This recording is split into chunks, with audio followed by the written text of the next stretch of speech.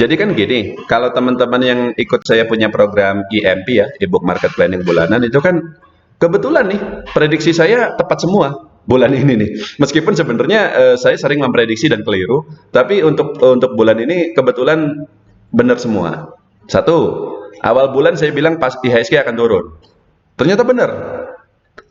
Sejak awal tanggal 1 atau tanggal berapa Juni ya, saya lupa. Mohon maaf di sini. Begitu pasar buka tanggal 9 Mei, habis libur Lebaran, itu kan langsung jeblok 4%, ingat nggak? Dalam satu hari setelah libur Lebaran itu, ya. Jadi turun sampai mentoknya di 6.500. Begitu di 6.500 saya bilang, wah ini penurunannya udah mentok, udah nggak akan turun lebih dalam lagi. Jadi waktu itu pun, kalau Pak Ignatius ingat juga, saya belanja banyak kan, ITMG, TAPG, Mulia, dan seterusnya. Sampai cash kita habis. Jadi sebelumnya kita pegang cash itu cukup banyak ya untuk mengantisipasi penurunan IHSG. Begitu IHSG di 6.500 kita belanja lagi, dan sekarang IHSG naik lagi ke 7.000. Tapi begitu udah di 7.000 ya kita keluar lagi. Ini sulit loh Pak, untuk bisa seperti itu tuh sulit loh. Saya kasih tahu, kebanyakan orang begitu IHSG naik baru belanja, begitu turun cut loss, telat terus gitu loh. Jadi untuk bisa istilahnya seperti itu sulit. Dan ketika saya katakan sekarang prediksi kita benar semua, itu sebenarnya cuma kebetulan aja. Sebenarnya sih ya. Jadi kadang di waktu yang lain kita tidak seberuntung itu. Nah, tapi sekarang balik lagi ke topiknya. Pak Heru juga pasti ingat waktu awal Mei kemarin itu kan ketika IHSG di 7.200, 7.300, saya bilang di analisa bulanan itu pasar mungkin akan turun, ya, karena alasan-alasan tertentu, dan alasan terutamanya adalah apa? Inflasi di Amerika tetap sangat tinggi meskipun sudah ada tapering dan juga sudah ada kenaikan suku bunga The Fed waktu itu. Tapi itu karena memang kenaikan suku bunganya itu tidak agresif. Jadi pada akhirnya kenaikan suku bunga itu akan agresif. Agresif di sini artinya apa? Yang tadinya 0 ke 25, lalu dari 25 naik lagi ke 50. Kali ini dia naiknya akan langsung dua tangga sekaligus, dan ternyata benar dari 0,5 langsung naik ke 1%. Sebelumnya kan kalau dia naik itu Fed rate itu ya, naiknya itu 0,25, 0,25, tapi kemarin dia naik sekaligus 0,5%, jadi 2 kali lipatnya. Dan langsung Nasdaq segala macam turun semua. Karena kita ada libur Lebaran ya, maka pasar kita baru terdampak ketika pasarnya buka, makanya turunnya pun dalam seperti itu. Meskipun memang setelah saya lihat lagi ternyata penurunannya cuman didominasi oleh 3 saham itu saja, yang memang gorengan-gorengan gak jelas. Apa itu? Goto, Bukalapak, Arto. Tapi 3 ini kan market cap-nya gede banget ya, sehingga IHSG-nya pun turun waktu itu.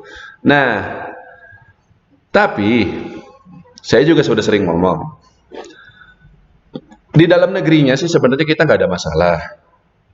Ekonomi kita stabil. Jangan salah Pak, banyak negara lain yang memang mereka salah gitu pengelolaan ekonomi oleh pemerintahnya itu. Jadi inflasinya tinggi, ekonominya juga jeblok segala macam. Kita enggak. Kemarin juga waktu ada mudik itu kan rame banget ya. Itu sebenarnya bukti bahwa ekonomi kita sudah pulih. Jangan salah loh. Harga Pertamax naik, harga tiket tol juga naik. Saya sempat ngitung dari Bandung ke Cirebon itu bolak-balik itu untuk bensin sama tolnya aja itu 400.000.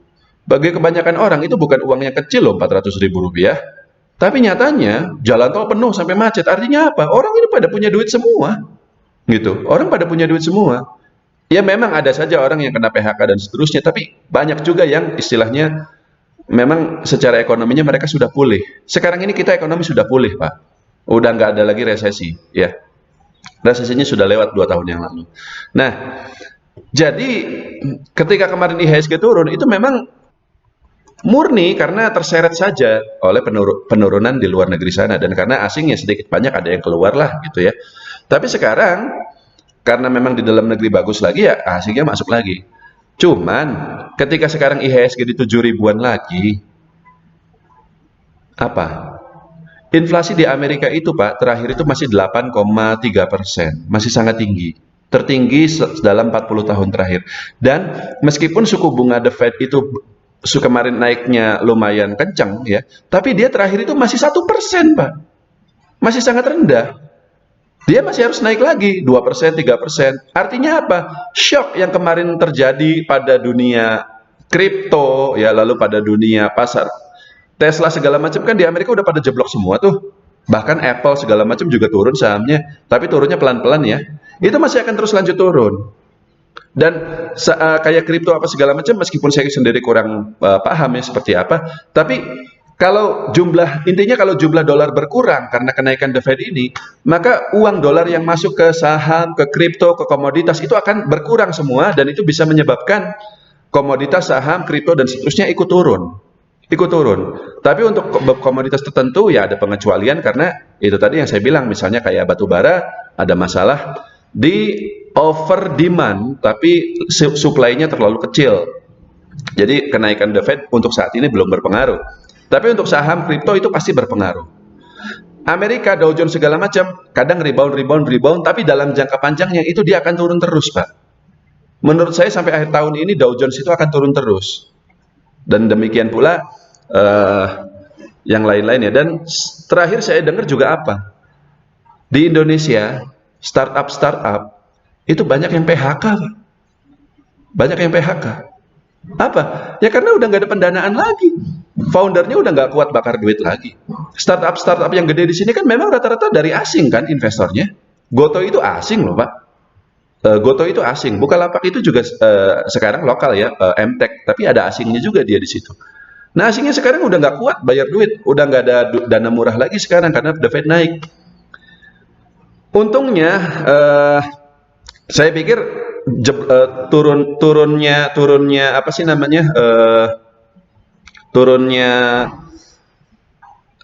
cerita adanya PHK dan segala macam di startup di Indonesia, saya pikir tidak akan berpengaruh signifikan terhadap ekonomi kita secara keseluruhan. Tidak. Kalau kita bicara ekonomi real ya, tingkat inflasi kayak gitu ya, pertumbuhan ekonomi tidak. Tapi kalau ke IHSG, ke harga saham, sedikit banyak itu akan berpengaruh. The Fed nanti akan naik lagi. Pasar saham Amerika akan turun lagi. Pendanaan untuk kapital untuk startup dan segala macam berkurang seterusnya. Itu sedikit banyak tetap akan berpengaruh terhadap IHSG kita. Jadi IHSG kita kalau sampai crash sih nggak akan terjadi, Pak. Nggak akan terjadi ya. Tapi kalau untuk turun balik lagi ke 6.000 berapa gitu ya, itu masih mungkin. Kita belum waktunya lah untuk saat ini untuk naik sampai IHSG 8.000 itu belum. Kalau kita bicaranya jangka panjang sekali sih iya, eventually dia akan ke situ. Tapi kalau dalam waktu sampai akhir tahun nanti, enggak lah. Nah itu yang saya bilang, akhirnya ketika IHSG di 7.000 ini saya ngerasa nggak nyaman. Kita jualan dulu lah. Kita kumpulin cash lagi.